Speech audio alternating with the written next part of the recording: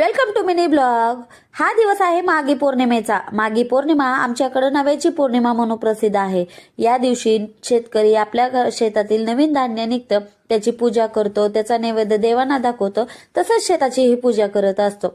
पौर्णिमा म्हणलं की माता लक्ष्मी आणि भगवान विष्णू यांना समर्पित असा दिवस असतो। या दिवशी आपल्याला माता लक्ष्मी बरोबर भगवान विष्णूच्याही सेवा करायच्या असतात।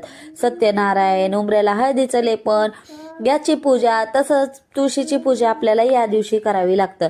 या दिवशी धनलक्ष्मी कुंचमही भरला जातो, तसंच कुंकुमार्चन हे केलं जातं। या सेवा केल्यामुळे आपल्या घरात तसंच आपल्या आयुष्यामध्ये सुख समाधान लाभत असतं।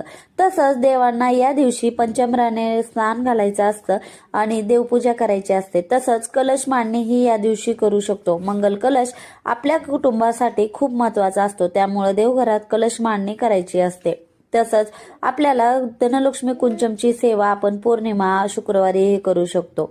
तर या सेवा केल्यामुळे आपलं जीवन आपण सुखी समृद्धीनं भरून टाकू शकतो।